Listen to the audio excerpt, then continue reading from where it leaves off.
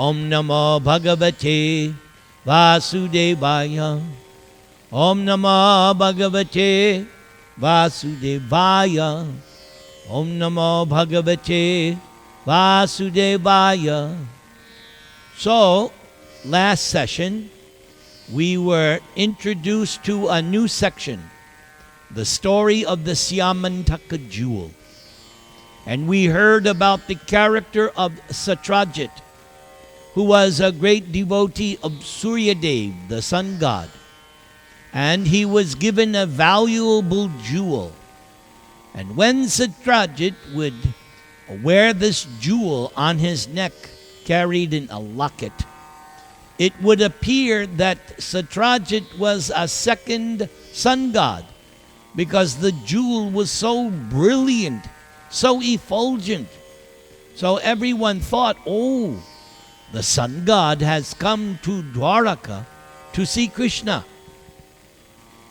And when the residents of Dwaraka approached Krishna, Krishna said, no, it's not the sun god. It's Satyajit. So Krishna knew exactly what was going on. And Satyajit established this Syamantaka jewel in a temple, and it was being worshipped by Brahmanas. And it is said that wherever this jewel was being worshipped on a sacrificial altar, it would produce so much gold for the worshipper. And Krishna requested Satyajit, oh, you should give this jewel to the king, because the culture is the best of everything should be offered to the king. Now, Krishna technically is not king of Dwaraka.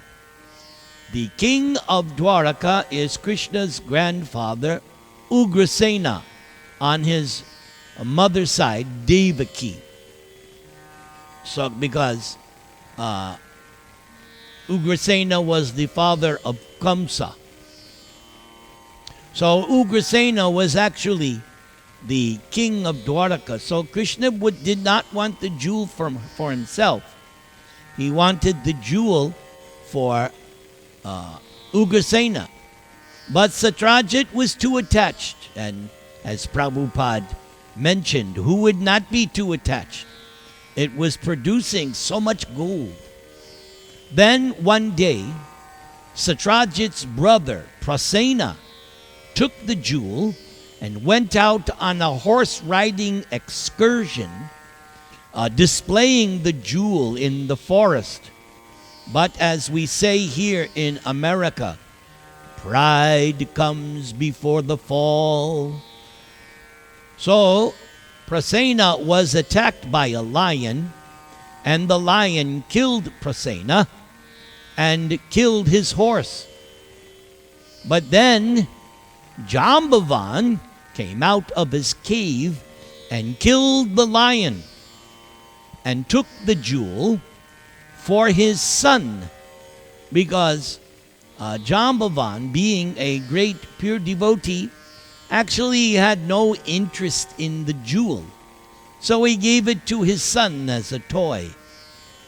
Meanwhile, back in Dwaraka, there was a rumor that spread like wildfire that actually Krishna had stolen the jewel because Satyajit did not do what Krishna said. So this rumor started to spread all over Dwaraka. And Krishna did not appreciate this rumor staining his spotless character. So Krishna said, no, I will find the jewel and I will bring it back. I did not take it. I will find out where the jewel is.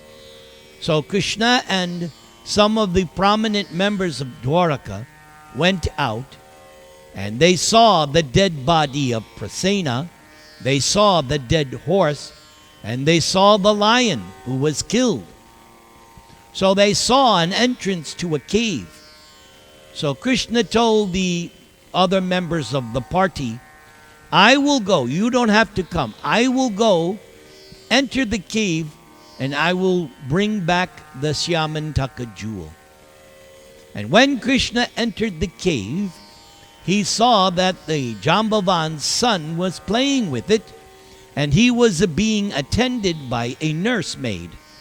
So Krishna wanted to take the jewel, and the nurse immediately cried out, and Jambavan appeared on the scene, and he was angry that here was someone taking this jewel from his son. So Krishna and Jambavan fought for 28 days non-stop. So after 28 days, Jambavan considered, now wait a second.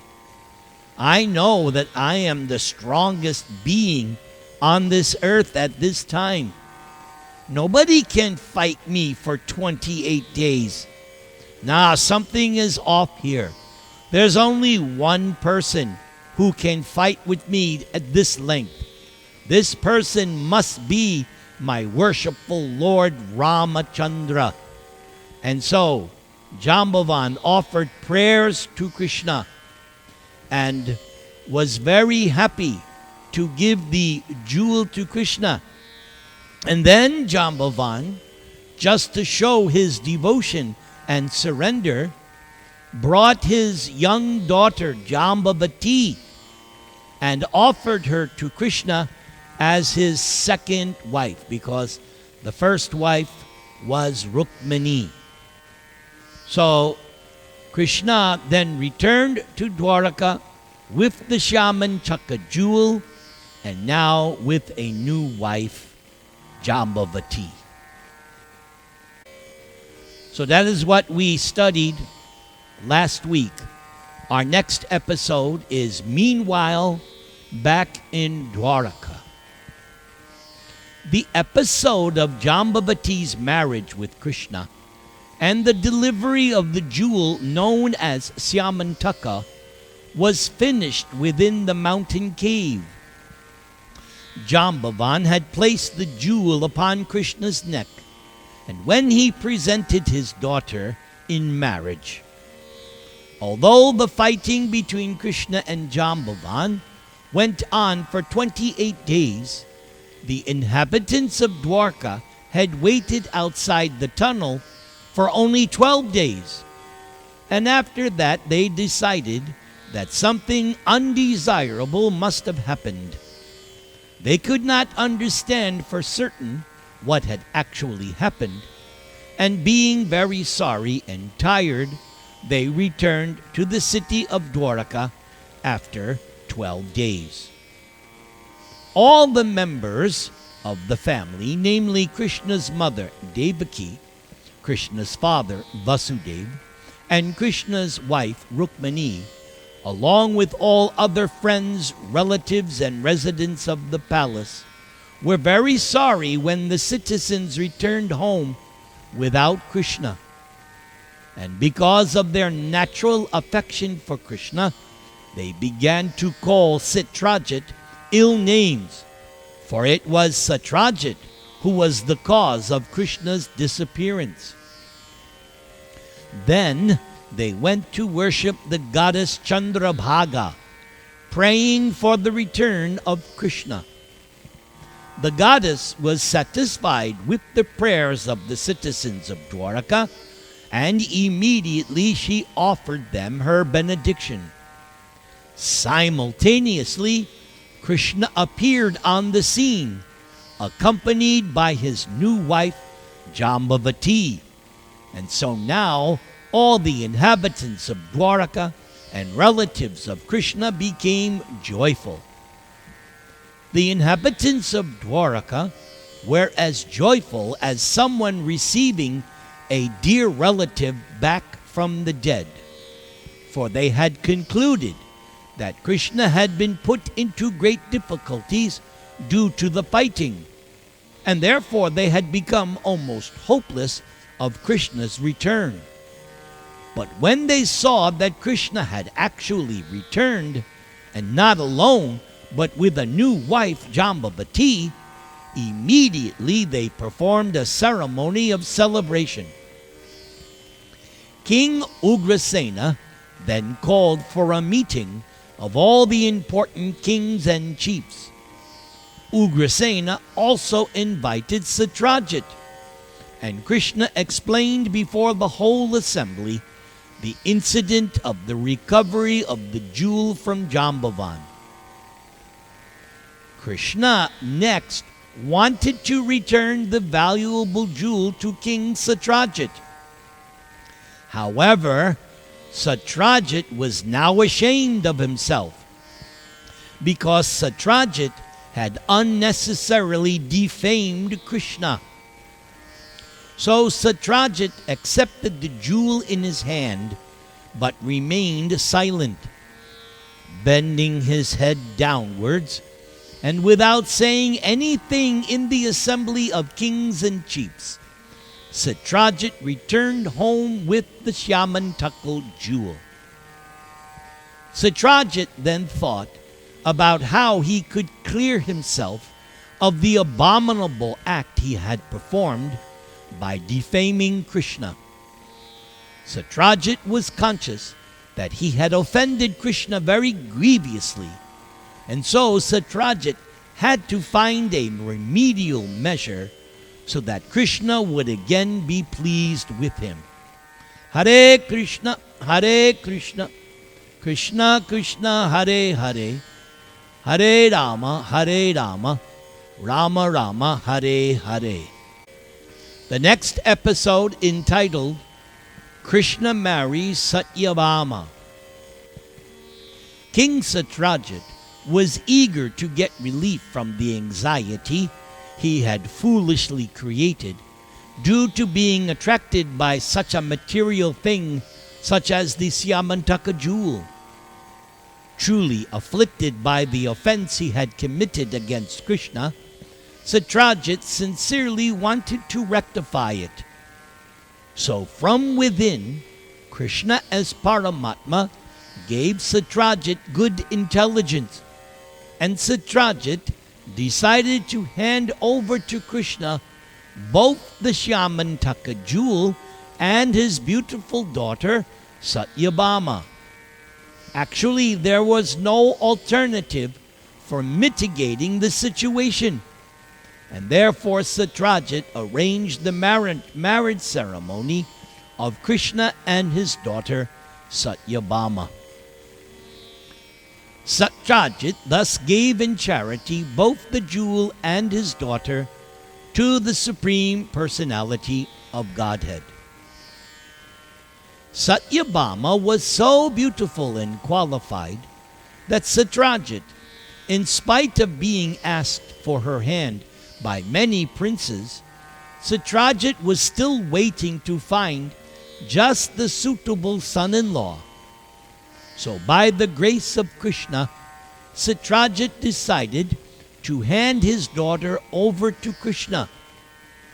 Lord Krishna, being pleased with Satyajit, informed him that he himself did not have any need of the Syamantaka jewel. So Krishna replied to Satyajit, "No, it is better to let it remain in the temple as you have been keeping it, and thus every one of us will derive benefit from the jewel." Because of the jewel's presence in Dwaraka, there will now be no more famines or disturbances created by pestilence or excessive heat and cold. Hare Krishna, Krishna Krishna, Hare Hare, Hare Rama, Rama Rama, Hare Hare. So this Syamantaka jewel episode continues with the next episode entitled The Pandavas Have Died. After Akrura had visited Hastinapur and reported the condition of the Pandavas to Krishna, there were further developments. So this refers to when we were in Mathura Leela. If you recall, in Mathura Leela, Krishna eventually visited Akrura at his home after the killing of Kamsa. And so when Krishna visited Akrura at his home, Krishna gave Akrura some service. He sent Akrura to Hastinapur to see what was the condition of the Pandavas, because Krishna had heard rumors that Dhritarashtra was not behaving equally to the sons of Pandu and his own sons, the Kauravas. So Akrura was sent, and he came back and reported. The Pandavas were transferred to a house which was made of lac and was later set ablaze. So everyone believed that the Pandavas, along with their mother Kunti, had been killed. This information was also sent to Lord Krishna and Balaram. After consulting together, Krishna and Balaram decided themselves to go to Hastinapur to show sympathy to their relatives. However, Krishna and Balaram certainly knew that the Pandavas could not have been killed in the devastating fire. But in spite of this knowledge, they wanted to go to Hastinapur just to take part in the bereavement. Upon arriving in Hastinapur, Krishna and Balaram first went to see Bhishma Dev, because Bhishma was the chief of the Kuru dynasty. Krishna and Balaram then saw Kripa Acharya, Vidura, Gandhari, and Drona Acharya. But other members of the Kuru dynasty were not sorry, because they wanted the Pandavas and their mother to be killed. However, some family members of the Kuru dynasty, headed by Bhishma, were actually very sorry for the whole incident. And Krishna and Balaram expressed equal sorrow without disclosing the actual facts and situation. Hare Krishna, Krishna Krishna, Hare Hare, Hare Rama, Rama Rama, Hare Hare.